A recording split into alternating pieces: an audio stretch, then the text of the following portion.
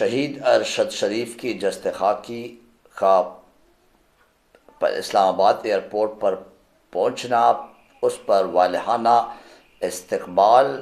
پھر عمران خان کے long march کے حوالے سے، اور اس کے بعد اگر اسی ولاگ میں ٹائم ہوا تو جو ارشد شریف کی شہادت ہے کہ اس میں کیا پیش رفت اور اس پر کیا کیا سوالات اٹھ رہے ہیں۔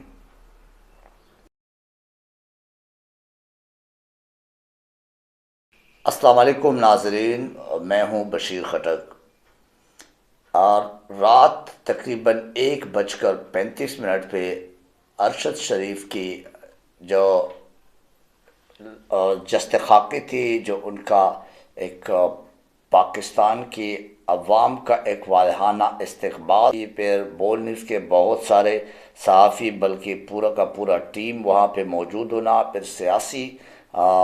جتنے بھی رہنما تھے، خاص کر پی ٹی آئی کے مراد سعید اور شہریار افریدی، اور اس کے بعد اور بھی بہت سارے، اور پھر عوام کا جو کہ نہ صرف اسلام آباد اور راولپنڈی کا، ادھر ادھر جتنے بھی خیبر پختونخوا سے اور پنجاب سے، مختلف شہروں سے، مختلف علاقوں سے جو لوگ آئے تھے، پھر ان کے جو پھول ان پہ پھینکنا، پھر وہ جو استقبال کیا گیا، اور اس کو جس جذبے کے ساتھ، جس شان کے ساتھ پھر ایئرپورٹ سے روانہ ہو کے اور روانہ کر کے، پھر وہ مریم نواز کی ٹویٹ سے لے کر رانا ثنا اور حکومت کے وہاں پہ جو ایئرپورٹ پہ سیاسی رہنماؤں کو، بہت سارے صحافی بھائیوں کو جن کو وہ نہیں چاہتے تھے اور جن پہ غصہ آ رہا تھا، وہ غصہ نکالنے کے لیے ان کو کیا ان کا روکنا کہ وہ ایئرپورٹ کے اندر نہیں جائیں گے اور وہ یہ میت ریسیو نہیں کریں گے، کیونکہ ان کے رشتہ داروں نے، یعنی ان کے جو فیملی ممبرز تھے شہید ارشد شریف صاحب کی، تو انہوں نے حکومت کو اس جسد خاکی ریسیو کرنے سے منع کیا تھا کہ فیملی ممبرز اور چند اور ایسے خاص لوگ تھے جن کو اجازت تھی اندر جانے کی، اور انہوں نے وہ میت ریسیو کر لی۔ باہر جو نعرے بازی لگائی ارشد شریف صاحب کے زندہ آباد کی، پاکستان کے زندہ آباد کی، پھر صحافت کے زندہ آباد کی، اور ایک نڈر بے باک صحافی کے لیے جس والہانہ کا استقبال کیا، میرے خیال سے جس کی زبان کھلی ہے ان سے زیادہ جو ایک محبت کا اظہار، جو ایک شان کا اظہار، جس والہانہ انداز کا اظہار کیا، وہ قابل دید اور قابل تعریف ہے۔ اس کے بعد ہم بات کریں گے کہ اس پر بہت سارے سوالات اٹھ رہے ہیں جی ایچ کیو کی طرف سے کہ اس پہ انکوائری ہونا چاہیے تفصیل کے ساتھ، اور پراپر انکوائری ہونی چاہیے، یہ آئی ایس پی آر صاحب نے کل بتایا تھا۔ پھر مریم نواز کا ٹویٹ اگر دیکھ لیں تو جی ایچ کیو سے بہت سارے سوالات بھی عوام کر رہے کہ اچھی بات ہے، عمران ریاض بھائی نے بھی کہا، سمیع ابراہیم صاحب نے بھی کہا، اور بہت سارے اور تجزیہ کار یہ کہتے ہیں کہ اچھی بات ہے، بہت بہترین بات کی ہے آئی ایس پی آر صاحب نے، لیکن جو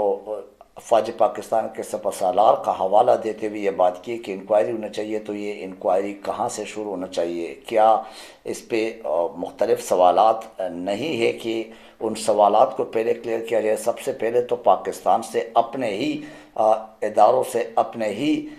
جو بھی لوگ اس میں انوالو ہیں ان سے سوال کیا جائے کہ اس پہ جو 18 ایف آئی آر ہوئے تھے وہ کہاں سے ہوئے، کس کس نے کیے، پھر اس کے بعد اس نے کون سی گناہ، کون سے غلط کام کیا تھا جس کی وجہ سے ان کو پاکستان سے بھاگنا پڑا، اور پاکستان میں ان کے ہاں اس کے گھر پہ جا کے کون کون ملے تھے، اس کو گلی میں کون کون وہ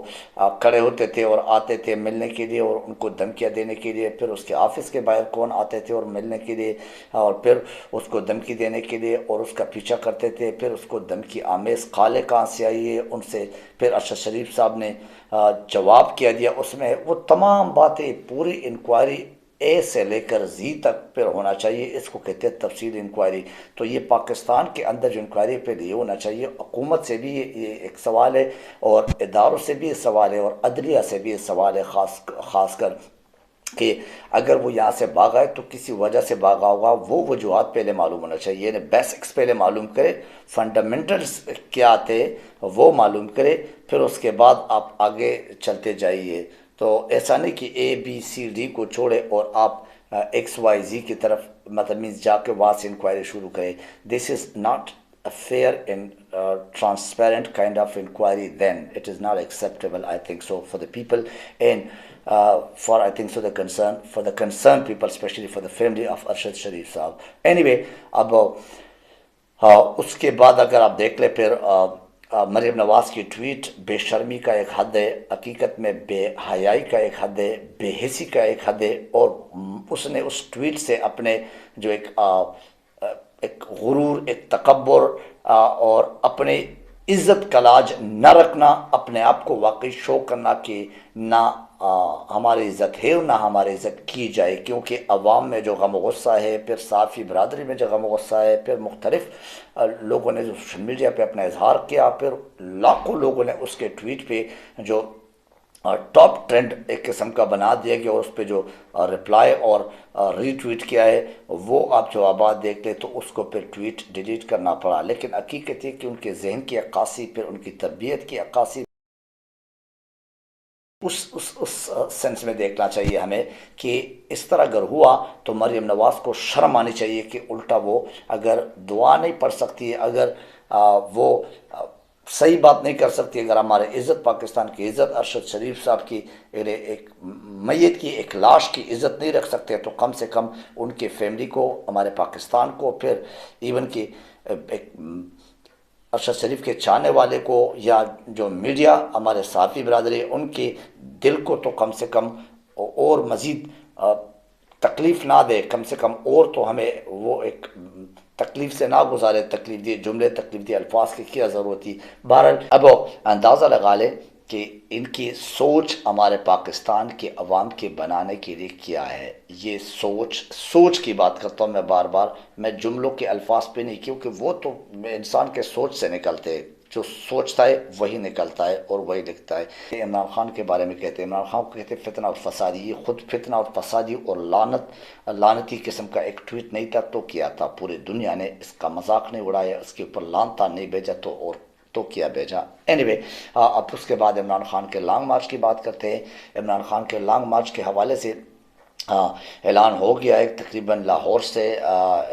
جمعے کے دن آئی تھنک سو 28